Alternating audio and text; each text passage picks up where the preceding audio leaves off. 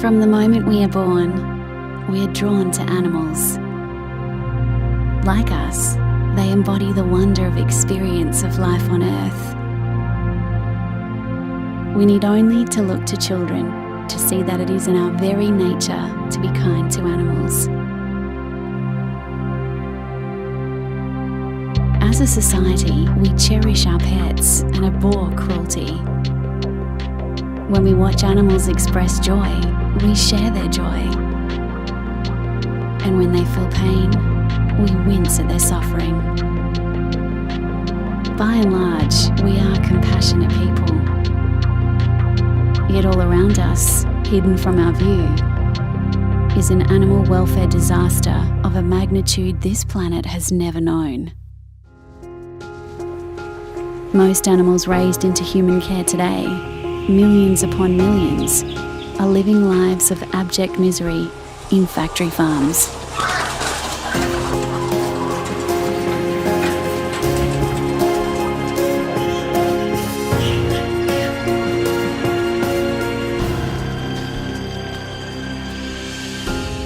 How could a compassionate society ever have agreed to this?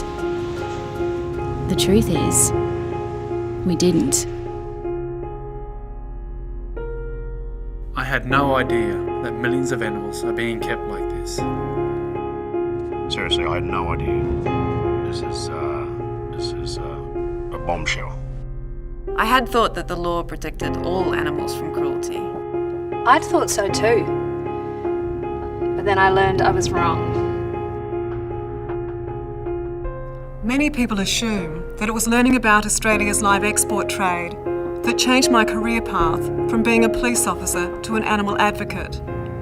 But it was actually in discovering that the simple joys in life that we take for granted, freedom, sunshine, fresh air and exercise, had been denied to millions of living beings in human care, and that we had failed in our most basic ethical duty towards them, to provide them with a life worth living. I couldn't believe that I had lived 40 years of my life without knowing what was happening to these animals. And then I realised we're not supposed to know, because these industries can only exist if they're hidden from public view. For every human being on planet Earth, there are up to 10 times as many animals raised for human consumption every year. Most people only ever encounter them in the form of neatly packaged products on supermarket shelves. But these animals live somewhere. Where have they been hidden? The answer, of course, is factory farms. Thousands of them.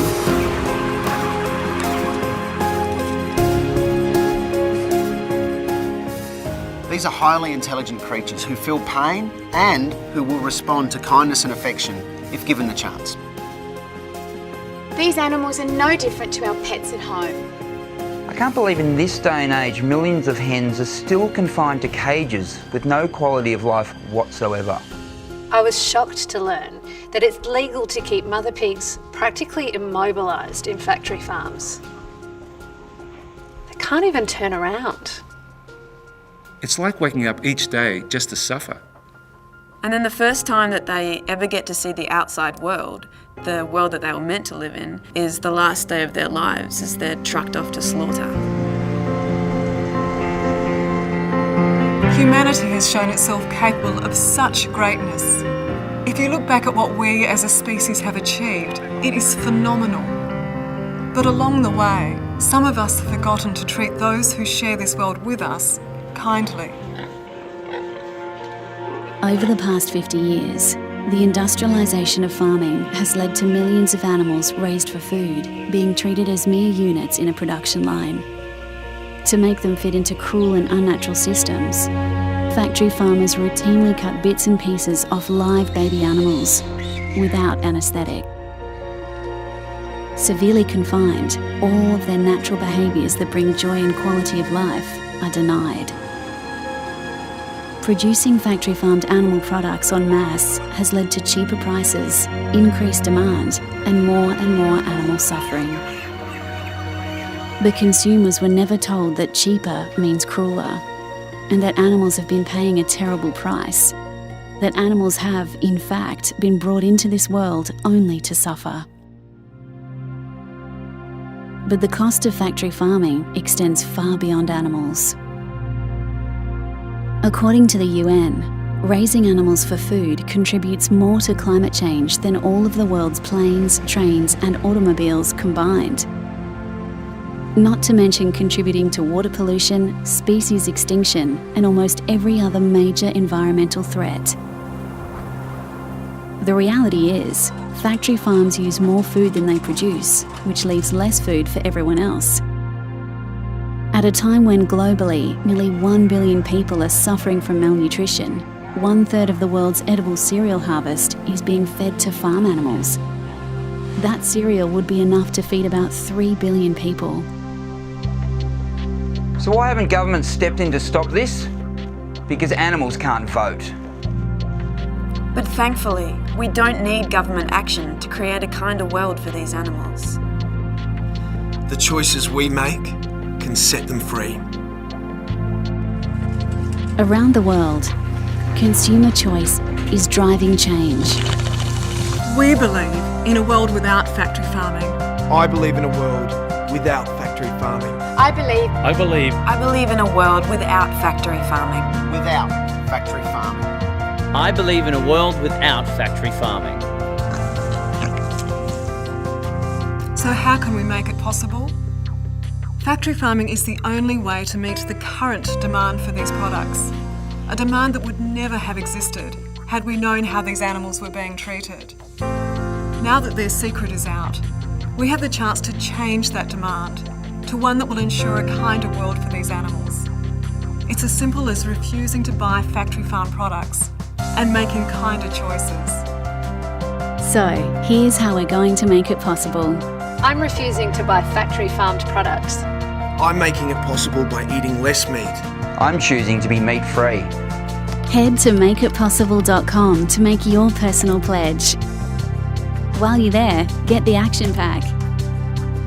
Importantly, share this video so that because of you, someone else can make it possible too. Or donate and reach thousands by helping to get the Make It Possible TV ad to the masses. If we're going to win the fight against factory farming, our campaign needs to be smart and relentless. We're seeking 5,000 people to help fund Make It Possible into 2013 and beyond. There are 5,000 of these little critters looking for a good home, and you can adopt one today by signing up online to the Make It Possible Fighting Fund. Except for this one, she's mine. The equation is simple.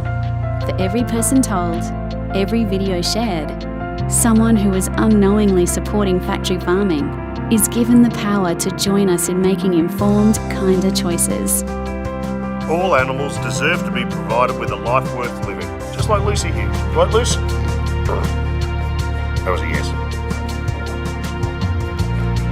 She's someone, not something. This is our time on this planet. Imagine for a moment what you want our legacy to be. Do we want to be remembered as cruel or kind? Selfish? Or selfless. Merciless or merciful. There are many things in this world that we are powerless to change, but this is not one of them. This is our time on this planet. Let's create history together. Make it possible. Make it possible. Make it possible. Make it possible. They need us now. Make the pledge at makeitpossible.com.